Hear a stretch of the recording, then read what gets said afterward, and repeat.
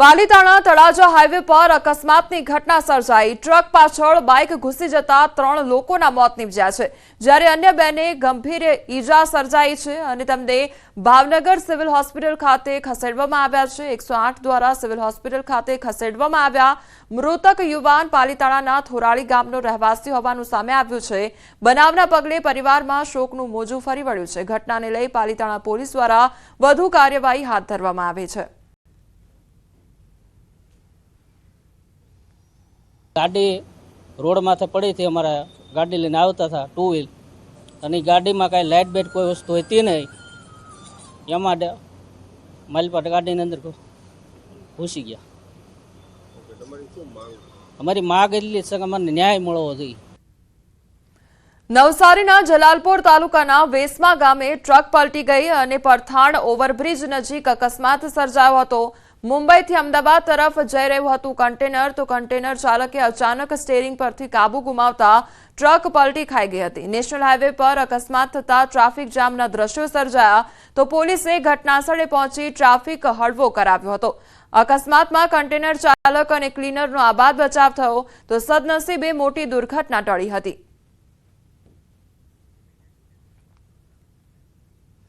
વડોદરામાં મારામારી મામલે પોલીસની કાર્યવાહી હાથ ધરવામાં આવી છે। વિડીયો વાયરલ થતા પોલીસે કાર્યવાહી કરી મારામારી કરનાર યુવકોની અટકાયત કરવામાં આવી છે। સોમા તળાવ પાસે ગલ્લા પર મારામારી થઈ હતી। મોડી રાત્રે 1 વાગે યુવકોએ તોફાને ચડી ટેબલો ઉછાળ્યા હતા। સિગરેટના પૈસા આપવા બાબતે તકરાર થઈ હોવાનો ખુલાસો થયો છે। પોલીસે પગલાં લીધા બાદ તોફાનીઓની શાન ઠેકાણે આવી ગઈ। યુવકોએ કાન પકડી કહ્યું, મારામારી કરી એ અમારી ભૂલ હતી, હવે પછી અમે કાયદાનું પાલન કરીશું, ફરી ક્યારેય આ પ્રકારની ભૂલ નહીં થાય।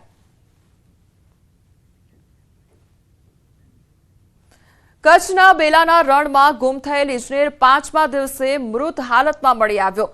ગત 6 એપ્રિલે રાપર તાલુકાના સરહદી વિસ્તાર બેલા પાસે ઇજનેરની ટીમ સર્વે કરવા માટે ગઈ હતી, જે દરમિયાન આ ટીમ રણમાં ગુમ થઈ ગઈ હતી। જો કે બીએસએફની ટીમે શોધખોળ કરતા 2 ઇજનેરોને શોધી કાઢી હેમખેમ પરત લાવવામાં આવ્યા હતા, જ્યારે અન્ય એક ઇજનેર અર્બન પાલનો પત્તો ન લાગતા પૂર્વ કચ્છ પોલીસની ટીમ, બીએસએફ, વન વિભાગ સહિતની ટીમોએ ડ્રોન દ્વારા શોધખોળ હાથ ધરી હતી। અંતે 5 દિવસ બાદ બેલા નજીકની સુકનાવાડના રણ વિસ્તારમાંથી અર્બન પાલનો મૃતદેહ મળી આવ્યો હતો। ત્યારે અર્બન પાલનું મોત કયા કારણોસર થયું તે અંગે જાણકારી માટે મૃતદેહને પોસ્ટમોર્ટમ માટે ખસેડવામાં આવ્યો છે। નર્મદા શુગર ફેક્ટરીમાં 8 લાખ ક્વિન્ટલ ખાંડનું ઉત્પાદન। નર્મદા જિલ્લાની જીવાદોરી સમાન નર્મદા શુગર ફેક્ટરીએ તેની પિલાણ સિઝન પૂર્ણ કરી 160 દિવસ સતત શુગર ફેક્ટરીની મશીનરી ધમધમી। આ દરમિયાન 8.16 લાખ મેટ્રિક ટન શેરડીનું પિલાણ કરાયું। આશરે 8 લાખ ક્વિન્ટલ ખાંડનું ઉત્પાદન કર્યું। નર્મદા શુગર ફેક્ટરીનો વહીવટ કરતા ઘનશ્યામ પટેલ, એમડી નરેન્દ્ર પટેલ અને તેમની ટીમ દ્વારા સારી અને ગુણવત્તાયુક્ત ખાંડનું ઉત્પાદન સરળ અને કરકસરયુક્ત કરાયું છે। તેઓ છેલ્લા 30 વર્ષથી નર્મદા શુગર ફેક્ટરીનો વહીવટ કરે છે। આ 30 વર્ષના શાસનમાં કુલ 24 એવોર્ડ અત્યાર સુધીમાં મળી ચૂક્યા છે। આ સાથે જ વર્ષે રાજ્યમાં ખેડૂતોને સારો ભાવ આપવાનો પ્રયાસ કરાયો છે। આ વર્ષે રાજ્યમાં સારો ભાવ ખેડૂતો માટે આપવાનો પ્રયાસ થયો છે। વેરાવળના માછીમારો બન્યા બેરોજગાર, માછીમારોનો ધંધો ભાંગી પડ્યો। ગીર સોમનાથ પંથકના માછીમારો કપરા સમયમાંથી પસાર થઈ રહ્યા છે। તેની પાછળનું કારણ છે આધુનિક લાઇટ ફિશિંગ અને લાઇન ફિશિંગ।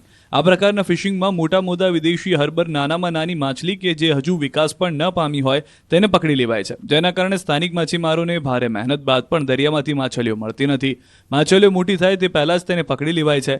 હાલ માછીમારોની સિઝન પૂર્ણ થવાને 2 મહિના બાકી છતાં વેરાવળ બંદર પર ઢગલા બંધ બોટ કિનારા પર ખડકેલી જોવા મળી। દરિયામાં ઓછી માછલી, વધતા ડીઝલના ભાવ તથા દરિયામાં ગેરકાયદેસર થતી લાઇન અને લાઇટ ફિશિંગના કારણે વેરાવળ સહિત ગુજરાતના માછીમારો બેરોજગાર બની રહ્યા છે। હાલ સ્થિતિ એ છે કે 4 થી 5 લાખનો ખર્ચ કર્યા બાદ પણ બોટ ફિશિંગ કરી દરિયામાંથી પરત આવે ત્યારે 2 થી 3 લાખની માછલીઓ મળી શકે છે, જેના કારણે દરેક બોટ માલિકોને 1.5 થી 2 લાખની નુકસાની ભોગવવી પડી રહી છે। જ્યારે દરિયામાંથી પરત આવ્યા બાદ દરિયાઈ માછલીને બજારમાં લઈ જાય તો ત્યાં યોગ્ય ભાવ મળતા ન હોવાથી પણ છેલ્લા કેટલાક વર્ષોથી માછીમારો માટે ચિંતાનો વિષય બન્યો છે।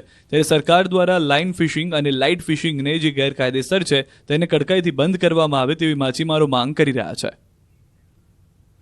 રાણપુરના જાડીલા ગામને મળી નવી ગ્રામ પંચાયત, એનઆરઆઈએ ગામને આપી ભેટ।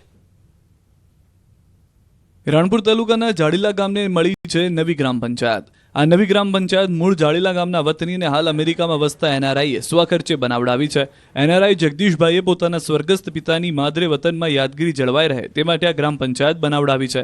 34 લાખની માતબર રકમના ખર્ચે સરપંચ રૂમ, તલાટી room, computer room, conference room, guest room, kitchen waiting room, attach shower સાથેના બાથરૂમ સહિતની સુવિધા સાથે સજ્જ કચેરી બનાવી ગામને અર્પણ કરી છે. સાથે જ તેમના પિતાના સ્ટેચ્યુનું પણ અનાવરણ કરાયું, જેમાં મોટી સંખ્યામાં ગ્રામજનો ઉપસ્થિત રહ્યા. દાતા પરિવારનું કરાયું સન્માન. સમાચારોમાં આગળ વધીએ તે પહેલા રોકાઈશું એક બ્રેક માટે.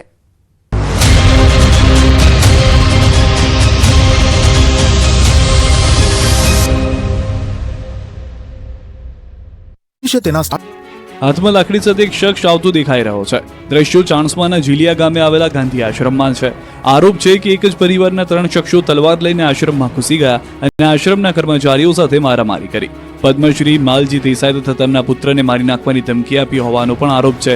આરોપ પ્રમાણે અમારા સંબંધીને તમે નોકરીએ કેમ રાખતા નથી તેવું કહીને હુમલાખોરોએ હુમલો કર્યો અને ધમકી આપી. ફરિયાદ બાદ પોલીસે કનુ દેસાઈ, પ્રવીણ દેસાઈ અને દશરથ દેસાઈ એમ 3 આરોપીઓની ધરપકડ કરી છે.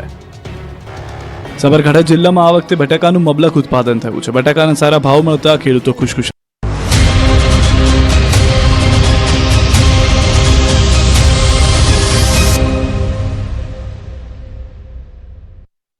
બ્રેક બાદ આપનું સ્વાગત છે અને સમાચારો પર નજર કરીએ તો પાટણ ઉત્તર ગુજરાત યુનિવર્સિટીનો વધુ એક છબરડો સામે આવ્યો હોવાનો આક્ષેપ મૂકવામાં આવ્યો છે. વિદ્યાર્થી નેતા યુવરાજસિંહે આક્ષેપ લગાવ્યા છે. એલએલબી સેમેસ્ટર 4ની પરીક્ષામાં પેપરમાં છબરડાનો આક્ષેપ લગાવવામાં આવ્યો છે. અમુક કોલેજમાં 2024નું બેઠું પેપર પૂછાયાનો આક્ષેપ કરવામાં આવી રહ્યો છે. અમુક કોલેજમાં 2025નું પેપર અપાયું હોવાનો દાવો કરવામાં આવી રહ્યો છે. તો આ મોટો દાવો કરવામાં આવી રહ્યો છે, જ્યાં વિદ્યાર્થી નેતા યુવરાજસિંહ દ્વારા આ ગંભીર આક્ષેપ લગાવવામાં આવ્યા છે. હેમચંદ્રાચાર્ય ઉત્તર ગુજરાત યુનિવર્સિટીનો ફરી એક વખત નવો છબરડો સામે આવ્યો છે. જી હા, અહીંયા અંધેરી નગરી અને ગંડુ રાજા જેવું શાસન ચાલે છે. જે વ્યવસ્થા તંત્ર છે એની ઘોર બેદરકારીઓ, લાપરવાહીઓના કારણે વિદ્યાર્થીના ભવિષ્ય સાથે ચેડા થઈ રહ્યા છે. જી હા, આજ વખતે જે મામલો છે એ મામલો એલએલબી સેમ 4ની વર્તમાનમાં જે પરીક્ષા ચાલી રહી છે તેનો છે, જેમાં 2024નું બેઠું પેપર એ 2025માં જે કાયદાશાસ્ત્ર, ન્યાયશાસ્ત્ર જે વિષય છે એનું બેઠું પેપર પૂછી નાખવામાં આવે છે. કોઈ જ પ્રકારનો ચેન્જ એમાં કરવામાં નથી હોતો, ન સમયનો, ન યરનો કે કશો જ ચેન્જ કર્યા વગર આખું પેપર, પ્રશ્નો જે છે એ જ બેઠા પ્રશ્નો સીધા જ 2025માં પૂછી નાખવામાં આવે છે. તો પેપરને લઈને અનેક સવાલ ઉદ્ભવી રહ્યા છે કે એલએલબી સેમેસ્ટર 4ની પરીક્ષા જે લેવામાં આવી છે તેને લઈને સવાલ ઉદ્ભવી રહ્યા છે. સંવાદદાતા અશરફ અમારી સાથે જોડાઈ ગયા છે. અશરફ, પેપરમાં છબરડો સર્જાયો છે તે પ્રકારના આક્ષેપ યુવરાજસિંહ દ્વારા કરવામાં આવ્યા છે, શું અપડેટ? બિલકુલ કોમળ, પાટણ એચએનજી અનેક વખત વિવાદમાં રહે છે, એટલે કે ફરી ક્યાંક લોલમલમ હોય તેવા દ્રશ્યો સામે આવ્યા છે. આ વખત વિદ્યાર્થી નેતા યુવરાજસિંહે જે આરોપ લગાવ્યા છે કે એલએલબી સેમ 4ની જે એક્ઝામ લેવાઈ રહી હતી એપ્રિલમાં 7 તારીખે, તેમાં 2024નો જ બેઠો પેપર પાટણની એમએન કોલેજ અને ઊંઝાની લો કોલેજમાં આપી દેવામાં આવ્યો છે. તેમજ અન્ય કોલેજોમાં 2025નો, એટલે કે જે પેપર આપવામાં આવ્યો છે તે બેઠો 2024નો જ, ન તો તેમાં 2024ની જગ્યાએ 25 કોઈ તારીખ છે ચેન્જ કરવામાં આવી છે, ન તો સમય. એટલે વિદ્યાર્થી નેતા યુવરાજસિંહે જે આરોપ લગાવ્યા છે કે ખાસ કરીને આ 2 કોલેજોમાં અત્યારે આ રીતે છબરડો સામે, એટલે ચોક્કસ કહીશ કોમલ કે 2024નો જ પેપર 2025માં આવવાના કારણે કેટલાક વિદ્યાર્થીઓને ક્યાંક અન્યાય પણ થઈ શકે છે. કારણ કે આ તો વિદ્યાર્થી નેતા યુવરાજસિંહને ધ્યાને આવે છે, પરંતુ ચોક્કસ છે કે યુનિવર્સિટીની ગંભીર બેદરકારી કહેવાય કે પરીક્ષા નિયામક દ્વારા જે તે પેપર જે તે લો કોલેજોમાં મોકલવાનો તે પહેલા શું તેમને તે પેપરની ચકાસણી કરી હશે કે નહીં કરી, તેવા પણ અહીંયા સવાલો ઉભા થઈ રહ્યા છે. કોમલ, અશરફ, એટલે પહેલેથી શું ચકાસણી નહોતી કરવામાં આવી અને તેના કારણે આ પ્રકારનો છબરડો સર્જાયો છે, શું અપડેટ તેને લઈને કોઈ મળી રહ્યું છે? બિલકુલ કોમલ, કોઈ એક જગ્યાએ એક જ પેપર નીકળે તો આપણે એવું કહી શકીએ કે યુનિવર્સિટીના સત્તાધીશોને ધ્યાન ન રહે, પરંતુ 2 કોલેજોમાં આ રીતના સામે આવે છે કે દરેક વિદ્યાર્થીઓને 2024નો જ પેપર આપવાનો, એટલે કે ક્યાંક પરીક્ષા નિયામક એટલે કે પરીક્ષાની જે ટીમ હોય તેની ગંભીર બેદરકારી ગઈ છે. કારણ કે એક પેપર છે તેમને ધ્યાને ના આવે, પરંતુ આખો બંચ જે કોલેજમાં મોકલવામાં આવે છે તે આખા બંચ જ કોલેજોમાં 2024માં પહોંચી ગયા છે અને પરીક્ષા સમયે પરીક્ષાર્થીઓને આપી પણ દેવામાં આવે છે. આ તો પરીક્ષાર્થીઓને ધ્યાને આવતા સમગ્ર વાત વિદ્યાર્થી નેતા યુવરાજસિંહ જોડે છે અને વિદ્યાર્થી નેતા યુવરાજસિંહે સમગ્ર છબરડો બહાર લાવ્યો છે. એટલે કે હવે પરીક્ષા નિયામક આ સમગ્ર છબરડામાં કઈ રીતે તપાસ કરે છે અને શું કાર્યવાહી કરે છે તે જોવું રહ્યું. કોમલ, અશરફ, બીજો અહીંયા સવાલ એ થઈ રહ્યો છે કે જ્યારે વિદ્યાર્થીઓ દ્વારા પરીક્ષા આપવામાં આવી રહી હતી ત્યારે જ આ પ્રકારનું પેપર આપી દેવામાં આવ્યું, તો એ વિદ્યાર્થીઓનું શું કે જેમના દ્વારા પરીક્ષા આપવામાં આવી છે? બિલકુલ કોમલ, વિદ્યાર્થીઓ સમગ્ર સેમ 4 જે તૈયારી કરતા એટલે કે 2025 ને ધ્યાને લઈને કેવા પ્રશ્નો પૂછાશે તેની તૈયારી કરતા હોય છે, પરંતુ અહીંયા પરીક્ષા સમયે જ 2024 નું પેપર જ્યારે વિદ્યાર્થીઓના હાથમાં એટલે વિદ્યાર્થીઓ ચોક્કસ ક્યાંક વિમાસણમાં મુકાય છે, કારણ કે જે તૈયારીઓ હોય છે તે કરંટ હોય છે 2024 ની, પરંતુ અહીંયા 2025 નો જ બેઠો પેપર આપી દેવામાં આવે છે, જેમાં જે પ્રશ્નો પૂછાયા હતા તે પણ 2024 ના જે પૂછાયા હતા એના એ સેમ જ અહીંયા રહેવા પામ્યા હતા, એટલે કે જે વિદ્યાર્થીઓ જે મહેનત કરી હતી તેની સામે જે એમના હાથમાં જે પેપર આવ્યો છે તે ક્યાંક અલગ જ આવે છે, એટલે કે વિદ્યાર્થીઓ પણ ક્યાંક વિમાસણમાં મુકાઈ જવા પામ્યા હતા. કોમન જી અશરફ, સમગ્ર માહિતી બદલ આપનો આભાર.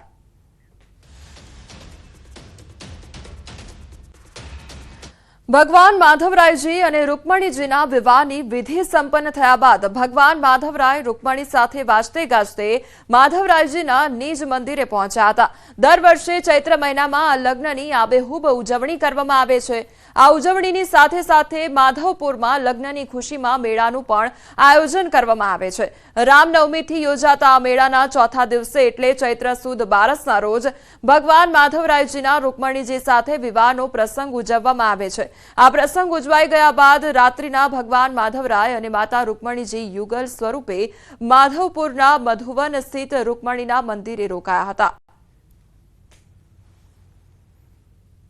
ગામ એટલું હિલોડે ચડે, ઘરે ઘરે અમારા ગામની અંદર લાપસીના આંધણ થાય. ઘરે ઘરે કેમ લગ્ન માહોલ હોય, ગુલાલની છોડો ઉડે, બાર ગામથી હજારો મહેમાનો પોતપોતાના ઘરે બધાને ત્યાં આવેલા હોય મેળો કરવા. ખાસ મુંબઈથી ને ક્યાંયથી લોકો રજા લઈને પણ આવે, અને એ ધામધૂમથી જ્યારે આવે ને તો 10 વાગે મધુવનથી આરંભ થાય. એ એટલા દાંડિયા રાસને નાચતા કૂદતા હજારો મણ ગુલાલોની છોડો વચ્ચે માધવરાય મંદિરે પહોંચે ને તો સાંજના 4 વાગે. પવિત્ર યાત્રાધામ બહુચરાજી શક્તિપીઠ માં બહુચરના મંદિરે ચૈત્રી પૂનમનો ત્રિદિવસીય મેળાનો શુભારંભ થયો. મહેસાણા કલેક્ટર અને સ્થાનિક ધારાસભ્ય દ્વારા આ મેળાનું ઉદ્ઘાટન કરવામાં આવ્યું હતું. 10 એપ્રિલથી 12 એપ્રિલ દરમિયાન આયોજિત ચૈત્રી પૂનમના મેળામાં મોટી સંખ્યામાં જનમેદની ઉમટી પડી છે અને દર્શનાર્થે આવતા ભક્તો માટે પણ તમામ વ્યવસ્થાઓ કરી દેવામાં આવી છે. સાથે જ બહુચરાજી મેળામાં વહીવટી તંત્ર દ્વારા સાંસ્કૃતિક કાર્યક્રમોનું આયોજન કરવામાં આવ્યું છે. ચૈત્રી પૂનમના દિવસે તમામ શ્રદ્ધાળુઓને ભોજન પ્રસાદ વિના મૂલ્ય આપવામાં આવશે અને અહીં લોકોના આરોગ્યને ધ્યાનમાં રાખી આરોગ્યલક્ષી સેવાઓ પણ ઊભી કરવામાં આવી છે. અને આવનારા જે લોકો છે વિવિધ રસ્તા ઉપરથી આવે છે, માની લો કે સુરેન્દ્રનગર જિલ્લા તરફથી આવતા હોય, અમદાવાદ તરફથી આવતા હોય, મહેસાણા તરફથી આવતા હોય, તો જ્યારે આવે હીટવેવનો એક તો સમય ચાલી રહ્યો છે ત્યારે તમામની આરોગ્યની સેવાઓ જળવાય એને આપણે પ્રાધાન્ય આપ્યું છે. સાથે સાથે ટ્રાફિકની સમસ્યા કોઈ ના ઉદ્ભવે, લોકોનું આરોગ્ય જળવાઈ રહે, સાફ સફાઈ પણ જળવાઈ રહે, ટ્રાફિકના કોઈ પ્રશ્નો ના આવે, યાત્રિકોને વિનામૂલ્યે ભોજન મળે, આરામ મળે, આરોગ્યની સગવડતા મળી રહે એવી વ્યવસ્થા તંત્ર તરફથી કરવામાં આવી છે. ખાસ કરીને ઉનાળો છે, ગરમીનું વધારે પ્રમાણ હોવાથી અહીંયા મંડપમાં ફુવારા સિસ્ટમ પણ રાખવામાં આવી છે. એનાથી ગરમી ઓછી લાગે, માના દર્શન શાંતિથી દર્શન થાય. શક્તિપીઠ અંબાજીમાં સૌપ્રથમ વખત ત્રિદિવસીય રાષ્ટ્રીય મહિલા આર્ચરી સ્પર્ધાનો શુભારંભ કરવામાં આવ્યો હતો. મુખ્યમંત્રી ભૂપેન્દ્ર પટેલ દ્વારા આર્ચરી સ્પર્ધાનો શુભારંભ કરવામાં આવ્યો હતો, જેમાં એનપીટીસી ખેલો ઇન્ડિયા નેશનલ રેન્કિંગ અને વિમેન્સ આર્ચરી ટુર્નામેન્ટમાં દેશભરના 28 રાજ્ય અને 8 કેન્દ્રશાસિત પ્રદેશોમાંથી 500 ઉપરાંત મહિલાઓએ ભાગ લીધો હતો. દેશભરમાંથી 18 યુવતીઓએ પોતાના રાજ્યનું નામ રોશન કર્યું છે. સિનિયર કેટેગરીમાં 6 ગોલ્ડ મેડલ, જુનિયર કેટેગરીમાં 6 સિલ્વર મેડલ અને સબ જુનિયર કેટેગરીમાં 6 બ્રોન્ઝ મેડલ મેળવ્યા છે, જેમને બનાસકાંઠાના મહિલા આઈપીએસ અધિકારી સુમન નાલાના હસ્તે મેડલ આપવામાં આવ્યા. સાથે જ વિજેતા પ્રાપ્ત કરેલા યુવતીઓને શુભેચ્છા પાઠવવા સાથે સરકાર દ્વારા નિયત કરાયેલા રોકડ રકમના ચેક પણ અર્પણ કરવામાં આવ્યા. पहले तो मैं कॉन्ग्रेचुलेट करना चाहूँगी गवर्नमेंट ऑफ गुजरात को और sports authority of Gujarat and tourism department along with NTPC कि इतना शानदार जो है नेशनल वुमेन आर्चरी कंपटीशन पहली बार अंबाजी में इन्होंने ऑर्गेनाइज कराया है और बहुत ही सीमलेस गया है. 400 से ज़्यादा यहाँ पार्टिसिपेंट्स आए हैं। उनके रहने का, खाने पीने की व्यवस्था सरकार ने की है और सेफ्टी और सिक्योरिटी का ध्यान पूरा पुलिस ने रखा है और बहुत ही सक्सेसफुली ये हुआ है। पूरे NRT में, गुजरात में मैंने गोल्ड मेडल जीता है, जिसकी मुझे बहुत खुशी है। यहाँ पे बहुत ही अच्छा इनिशिएटिव लिया गया था गवर्नमेंट की तरफ से। बहुत ही अच्छे लेवल पे एक टूर्नामेंट करवाया गया था जिसमें हमें कैश अवार्ड्स भी दिए गए। मैं चाहती हूँ कि ऐसे ही टूर्नामेंट और भी होते रहें ताकि लड़कियों को और अपॉर्चुनिटी मिलती रहे। વિશ્વ હોમિયોપેથી દિવસ 2025ની ગાંધીનગરમાં ઉજવણી થઈ અને આ પ્રસંગે મુખ્યમંત્રી ભૂપેન્દ્ર પટેલે કહ્યું કે રોગને જડમૂળથી નાબૂદ કરવાનો હોમિયોપેથીમાં ગુણ છે। વ્યક્તિના તન, મન અને આરોગ્ય સારું કરવામાં હોમિયોપેથી મહત્વનું છે અને આ જ હોમિયોપેથીને પીએમ મોદીએ નવી દિશા આપી છે। સૌની સુખાકારી માટે સૌને પોસાય તેવું આ હોમિયોપેથીને નવું બળ આપવામાં આવ્યું છે। હોમિયોપેથીનો વ્યાપ વધે તે માટે ઘણા સુધારા કરવામાં આવ્યા છે। નવા રચાયેલા આયુષ મંત્રાલયના લીધે નવા સીમા ચિહ્નો પ્રાપ્ત કર્યા છે અને ગુજરાતે આવી વૈકલ્પિક સારવાર માટે એક આધાર ઊભો કર્યો છે। તો આયુષ મંત્રાલયના લીધે જે નવા જે સીમા ચિહ્નો રચાયા છે તે વિશે પણ સીએમ દ્વારા વાતચીત કરવામાં આવી છે। તો આજે વિશ્વ હોમિયોપેથી દિવસની ઉજવણી કરવામાં આવી રહી છે અને રોગને જડમૂળથી નાબૂદ કરવા માટેની જે કામગીરી થઈ રહી છે તે વિશે પણ સીએમ દ્વારા વાતચીત કરવામાં આવી છે।